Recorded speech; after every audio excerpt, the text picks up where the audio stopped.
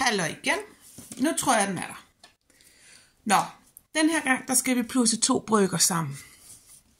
Og, nu skal vi lige have rettet her. Jeg ved godt, de der videoer, vi har lavet inden, er lidt noget skramlet, men sådan er det. Det vi skal gøre, det er, at vi skal plusse 2 brøker sammen. Og hvis jeg tegner dem her, dem kan du godt se her. Hvis jeg tegner den her, så er 1/3 og 1/4 det vi skal lægge sammen. Det er en lille smule vanskeligt at se, hvad det egentlig giver. Og derfor så skal vi have noget, der hedder fællesnævner. Det vil sige, at det her tal for neden skal være ens. Det vi kan gøre i virkeligheden, det er bare at sige den gange den. Fordi 3 gange 4, det giver 12. Og måden jeg får det her til at give 12, det vil jeg gange med 4. Og når jeg ganger med den ene del, altså i nævneren i brøken, så skal jeg også gange med tælleren i brøken. Så her skal jeg altså gange med 4. Så kommer til at stå 4 der.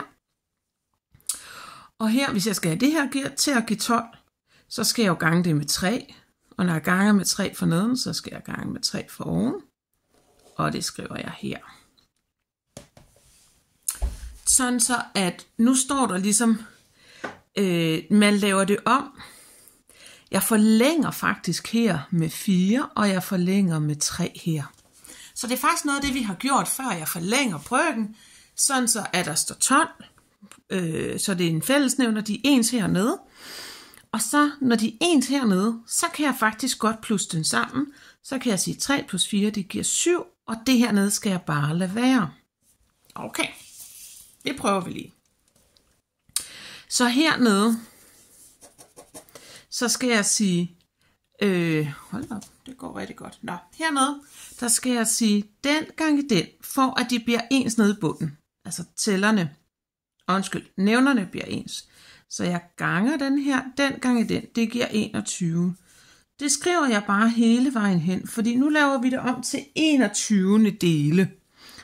Og når jeg ganger, for at få det her til at give 21, så skal jeg gange med 7. Når jeg ganger med 7 for neden, så skal jeg gange med 7 for oven. Og 7 gange 1, det giver 7. Herover der forlænger jeg. For at få 21, der forlænger jeg med 3. Når jeg forlænger med 3 for neden, forlænger jeg 3 for oven. 3 gange 4, det giver 12. Så når der står ens hernede, så kan jeg bare plusse de øverste sammen, og det giver så 19. Okay, det er en måde at forklare det på. Jeg kunne også sige, at jeg stadigvæk laver en fællesnævner, det vil sige, at jeg ganger stadigvæk de her 2 sammen. Det giver 63. Skriver jeg hele vejen hen. Så kunne jeg i virkeligheden sige, at jeg ganger på kryds, det vil sige, at jeg ganger den med den, og den med den. 9 gange 1, det giver 9. 7 gange 4, det giver 28. Når jeg lægger de her 2 tal sammen, så jeg plussede med 10, giver det 38. Men jeg plusser kun med 9, så giver det 37. Det er en anden måde at sige det på. I virkeligheden gør jeg det samme. Jeg siger det bare på en anden måde. Altså jeg siger den gange den, det giver 12. Og så kunne jeg sige den gange den, det giver 2. Den gange den, det giver 6. Altså 1 gange 6 giver 6. Og det her, det giver 8. Om du gør det på den ene måde eller den anden måde. Jeg tror, jeg bruger måske lidt af begge dele, men måske mest den op, jeg brugte øverst. Så jeg siger den gange den, altså 8 gange 5, det giver 40. Og så siger jeg, fordi jeg ganger med 5 her for at få 40, så skal jeg også gange med 5 her. 1 gange 5, det giver 5. Her, der har jeg ganget med 8 for at få 40. Når jeg ganger med 8 her, ganger med 8 her, det giver 8. 5 plus 8, det giver 13. Her, der siger jeg 3 gange 8, det giver 24. Det skriver jeg bare hele vejen hen. Ups. Når jeg har ganget her med 8, så skal jeg gange her med 8, eller jeg ganger på kryds. Det er sådan set det samme, men det er i hvert fald 1 gange 8, det giver 8. Og 3 gange 5, det giver 15. Når de her to nede er ens, så må jeg plusse det her oppe, og det giver 23. Jeg siger 7 gange 3, det giver 21. Når jeg har ganget det her ned med 3 for at få 21, skal jeg gange den her op med 3, det giver 3. Når jeg har ganget den her ned med, fordi den her kommer til at stå der, det der kommer til at stå der. Når jeg ganger den her med 7, så skal jeg gange den der med 7, så der kommer til at stå 7, og 3 plus 7, det giver 10. Jeg tager de her to. Der er jo faktisk, den her er lidt interessant, fordi her er der faktisk en fællesnævner. Så her behøver jeg i virkeligheden ikke at gøre noget. Her kan jeg bare sige, men der er fællesnævner, så jeg skal bare lægge det øverste tal sammen. Det giver 2/3. Hvis jeg skal forklare, hvorfor jeg bare kan gøre sådan, jamen, jeg kunne også gange de her to tal sammen. Nu kommer der lige en udenomsforklaring, og den tror jeg laver på et stykke papir. Hvis du ikke er interesseret i den, så springer du bare videre til det næste. Men for at forklare, hvorfor jeg i virkeligheden bare kunne lægge de her to tal sammen, det er jo fordi, der er en fællesnævner. Hvis jeg skal gøre, som jeg gør ved de andre, så siger jeg 1/3 plus 1/3. Så ganger jeg de her to tal sammen. Det giver jo 9. Så skal jeg sige den gange den, og den gange den, det er 3. Det er 3. Og det her tal for neden er 1, så kan jeg lægge dem sammen. Det er 6/9. Men Rikke, det er jo ikke det samme. Nej, det er det ikke. Men det er jo her, jeg kan forkorte. Og der er den tabel, som begge tal går op i, det er 3-tabellen, så jeg kan forkorte med 3. Og det her, det giver 2. Og det her giver 3. Ups, så står der det samme. Lidt en lang forklaring, men du kan jo tage den eller lade være. Bum, væk med den igen. Her, der ser jeg den gange den, altså 7 gange 5. Jeg håber, du kan se. Jo, det kan du sagtens. Det giver 35, og 35, og 35. Og så skal jeg jo sige 5 gange 1.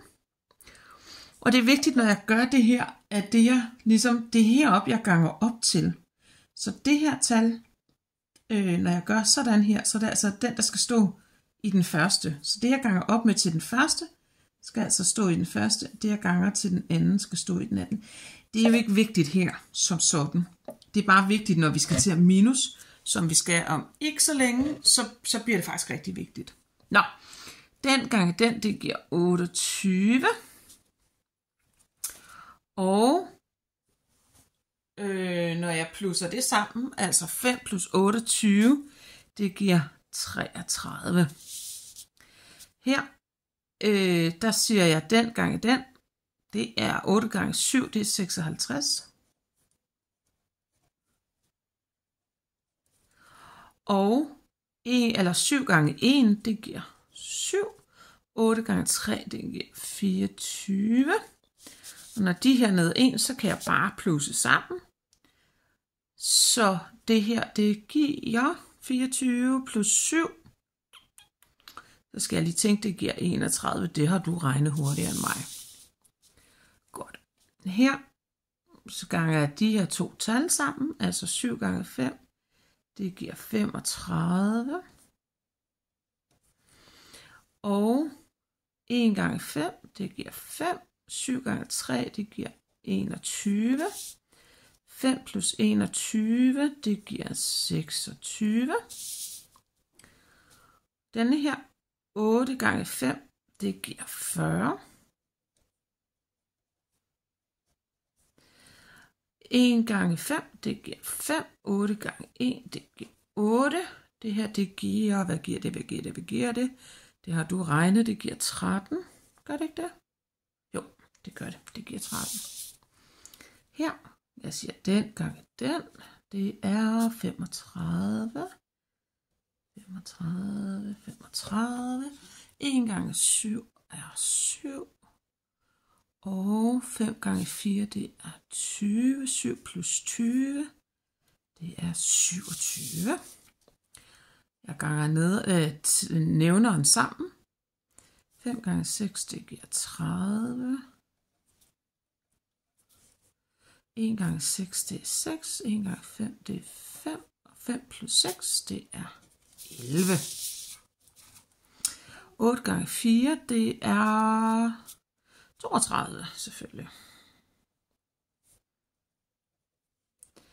1 gange 4 er 4. 8 gange 1, det er 8. 4 plus 8, det er 12. Ganger nævnerne sammen. Det giver så noget 24. 1 gange 4 er 4. 1 gange 6 er 6. Og de to tal lagt sammen, det giver 10. De der 2 gange sammen giver 21.